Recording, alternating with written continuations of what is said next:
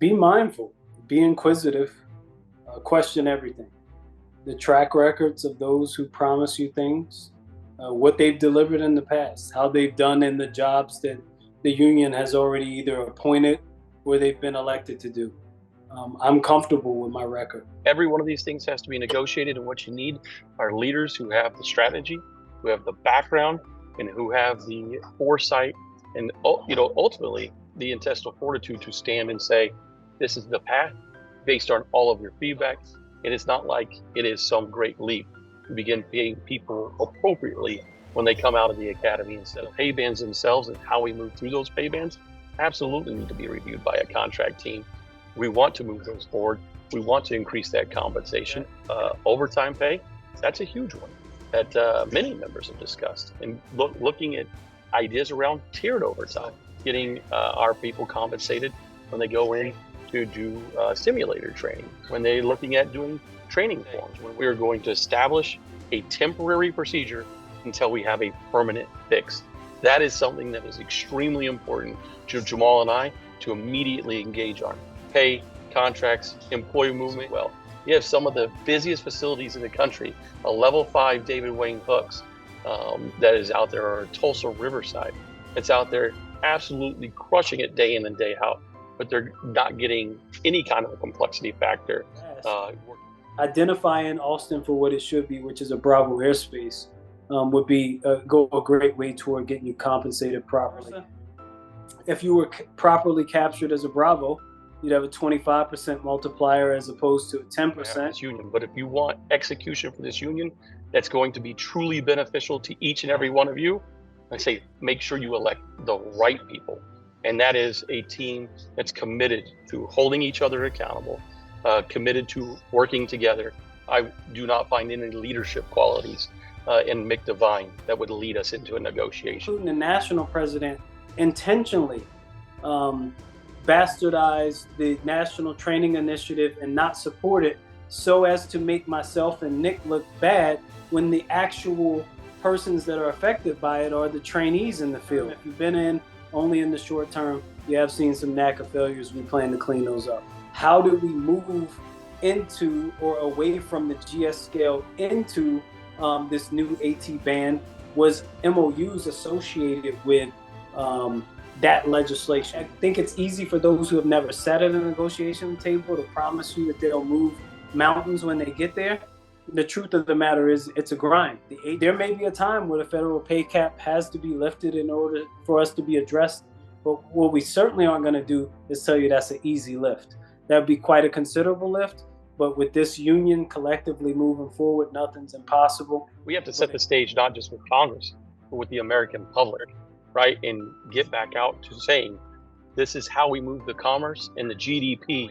And that comes through us being our own media, promoting and staying on the offense. Instead of waiting to play a defense, and we want to make adjustments to employee movement, but we also want to look at retention bonuses. Almost a 2-year training cycle at Lake Charles. They should be getting 3 to 4 bodies, while the person at the level 5 VFR tower gets 1. So that way, over the same course of time, they turn out 4 bodies. Unclogging those facilities is something that we have to do. The reason we're so adamant about the NTI is because employee pay is associated with it as well as employee movement. Otherwise, we're here together and united, we'll get to where we want to go. We've forgotten that. We've forgotten being a union that provides message. We're told that we're folksy or that we just have inspirational messages, but those inspirational messages of empowering and inspiring are true. Stay here, stay in the union. You join these ranks to be an air traffic controller, be an air traffic controller. Don't run at this as soon as it gets tough, because if you have the right leaders, the tough times won't last long. Further then, what does 1 hour a pay period look like for you to be able to seek counseling through EAP? It's paid time off that you could schedule in advance. We didn't vote to extend the contract. We said, don't extend the contract unless we can secure the ability to negotiate in 2026. It wasn't a vote to extend. It was actually a vote to protect and give us the maximum opportunity to negotiate for all of you. The intent was to sow division. The intent was to make Nick, and not only Nick, but several members of the NEB look bad when their intentions were, as always, to protect. I'm telling you right now, if you feel miserable, maybe it's time for change, and we want to be that change to lead you out of that misery. Facilities. And it's important for us to get out there in front of our membership and help educate, because the investment that we make in our level 4 through 7 members' education is actually going to make the stronger union. Right. Because to your How about you do the NSW in the inverse? How about you start with those level 8 facilities, level 8s and 9s, and feed those first? What we need to do is increase targeted movement hired to be placed at El Paso, so Jamal can be released to go to Midway. That would be a smarter approach, and a system that is built to not just be so much of a lottery. Why weren't we there? Why did we not have a heads up? Why is this relationship strained and broken? And as Jamal mentioned it earlier, it's because we don't believe that we have strength or somebody that's being respected as the president of NACA. And leadership of NACA gets their credibility from the job that NACA members do, but they can burn that credibility rapidly. Our credibility is on fire. We're trying to sound the alarm so that you understand. This, what you see, is not the only way this union can function. This union has functioned at very great heights through considerable issues: Sleepgate, sequester, furloughs.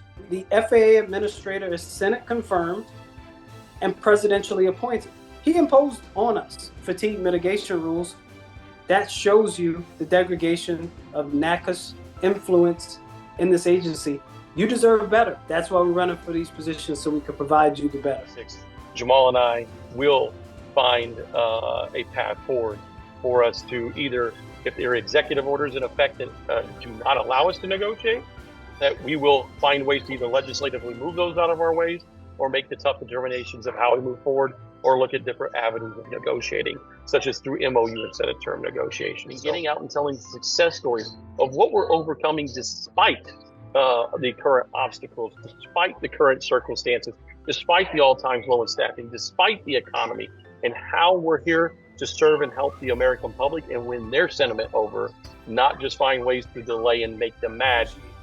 In the Green Book, in the Red Book, we moved pay through memorandum of understanding. When you have good leaders, when you have people that are credible in their positions, agencies work with you. They understand what we are to the GDP. They understand what we are to the national airspace system. They do want to work with us. They got to have a willing partner. They have to have a competent partner. We haven't always been here. The common denominator is your current leadership. It's not NACA's fault. It's not your fault as air traffic controllers. We know what the problem is. And with Jamal and I, that's going to be open, engaged, honest, and knowing that we're in this together.